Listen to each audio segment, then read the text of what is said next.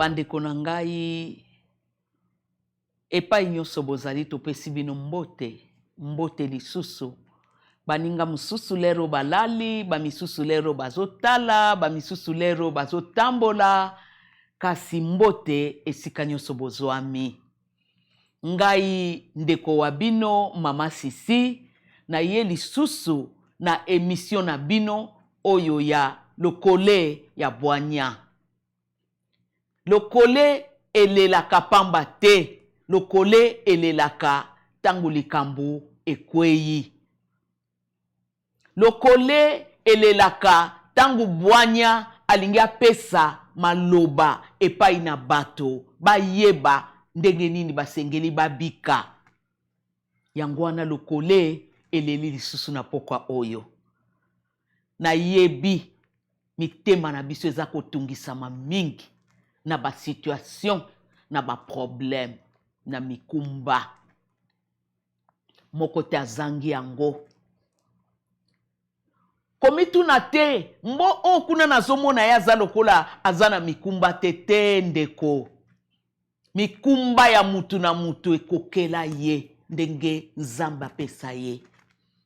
Kokanisa te ya yo eleki kilo te. Biso nyonso, mutu na mutu azana mukumba oyo ya ye, ekokela ye. Soki na memi ya yo, na kokoka yango te. Soko memi yanga, ekoleka yo kilo kosala ta depa te. Me nyonso, tozongisa kwa ngwe pai na mukolo nango, o alobaki boya na ngwe pai na ngai, nga na kopesa bino ya kopema. Na pokwa ya lelo, lokole ya bwanya, alinga solo la kaka muke, kotala ba information eleki mingi tout autour na biso. Ba information ya ndenge na ndenge. Ba information ya kobangisa. Ba information ya kopesa mitema pasi. Ba information ya kolongola elikia na kati na bato. Kasi moto na bwanya alinga loba. Yokaye. Pesa tangu mingi na moma oto zali kobika makambo eleki ebele. Ba information ezali ebele. Pe makambo eza kopesa mitema kobanga. Eloko biso tosengeli kosala. Ezali kaka ngai na yo. Totia matoi na biso. Etelema pona koyoka bwanya linga loba nini. Pona tangu lokola oyo, papa azanga ka eloko ya koyebisa bana te. Mama azanga ka eloko ya koyebisa bana te. Ngai na yo lokola baboti. Na tango tozo bika, bana na biso bazana kolela mingi. Bazo mituna, eske biso tokobalaka solo? Tokobotaka pe solo? Tokosisaka pe ba classe? Pona ndenge mouvement ezali kotalisama, ezomona lokola esuki lelo. Kasi biso baboti, toza na devoir ya komema mitema na bango ezwa kimia.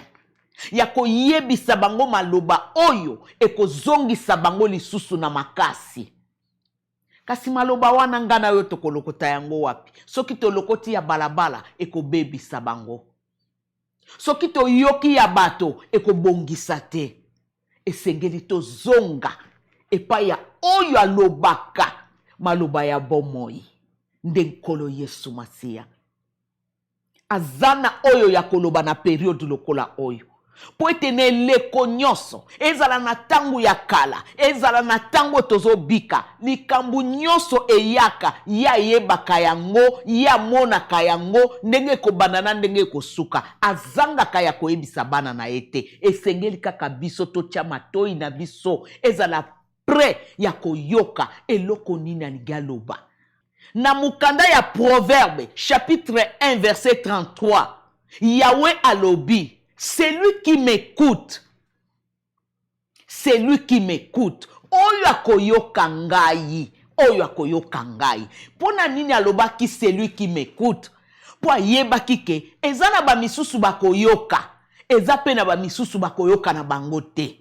po ete maloba oyo ngai wa bino mama Sisi nazoloba na tango oyo bato mosusu baloba tosi toyoka yango ya solo eza nango ya sika te eza kaka mpona kolamusa mayele na biso toyeba ete nkolo akoloba na tango lokola oyo akozanga te koyebisa ba oyo ya ye bamibatela ndenge nini akozanga te koyebisa ba oyo ya ye batambola ndenge nini akozanga te kolakisa ba oyo ya ye bandima to baboya aza prêt po aza déjà na plan nyonso détaillé ce qui compte ezaka ngai na yo toyoka écoute toyoka mingi toloba moke po ete na nzela ya koyoka nde tokoyoka Nzambe azoloba nini po na situation oyo nde tokoyeba Nzambe alobi na mibatela ndenge nini po na circonstance ezokoma ndeko na ngai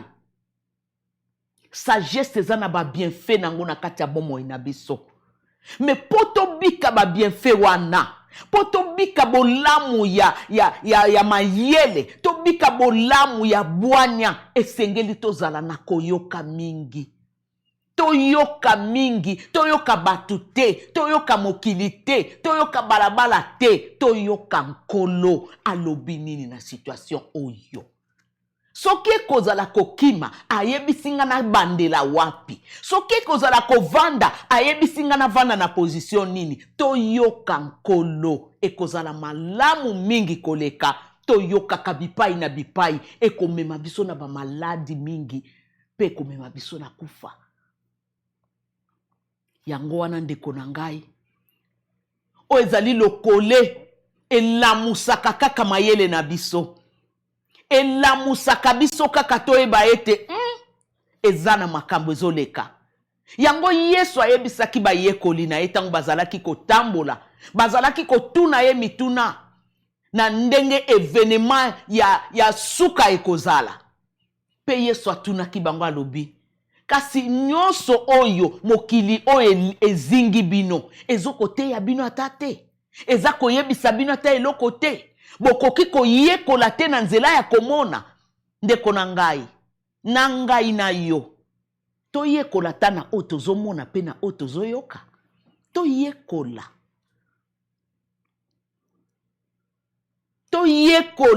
na oyo nyonso eza koleka na tout autour na biso toyekola lolenge nini tokomibatela et surtout ke toza na bana bango bazali mitema esi ezali troublé bamoni ke vi na bango ezokende pai te suki awa kasi biso ifo toza na malendisi oyo tokomema mitema na bango ezonga lisusu na confiance epai na Nzambe yango wana esengeli toyoka Nzambe mingi landaka pe information tangaka pe journal balobi nini ezoya ndenge nini ekobanda wapi soki oyebi biloko wana oza na information okoyeba kozwa position mais soki te ekozwa ona mpwasa okoperdre nyonso pe mayele kozanga ya komibatela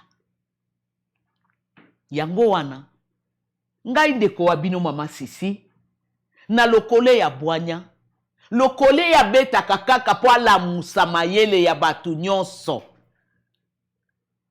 lamuka tala nzinga yoka ba information tanga journal bazoloba nini lamusa mayele okoyeba ndenge nini okomibatela okoyeba ndenge nini okobatela libota okoyeba ndenge nini obatela bana yango wana nayaki lelo po kaka nayebisa yo lamuka lokole esi ebeti bwanya alingi aloba me akoloba na banani na ba oyo bazana matoi ya kofungwa po bayoka ye yango wana ndeko na ngai zala ange zala toujours prêt ya koyoka nkolo alobi nini kozela te nkolo akita kuna kitisa mungongo na ye oyoka kaka oyo basali baza koloba butu lokola moi yango wana nde mungongo na Nzambe soki ozwi ya yo simba yango salela yango. Yango nde kobikisa yo na tangu ya tribulation. Tribulation, Bible se koma eyebisa biso. Me toyebaka forme nango te ekozala ndenge nini. Ndeko na ngai toyoka nzambe mingi tokoyeba komibatela. Yango wana na poko na lelo nayaki kaka po tokabola ngai na yo eteni oyo ya lokole ya bwanya na koloba ete misala oyo bwanya asalaka na bomoi na biso eza koyebisa biso koasire vi na biso. Yango Proverbe chapitre 1:33 elobi ba oyo bakoyoka ngai na koasire vi na bango bakobika tranquille mpe bakocraindre aucun mal.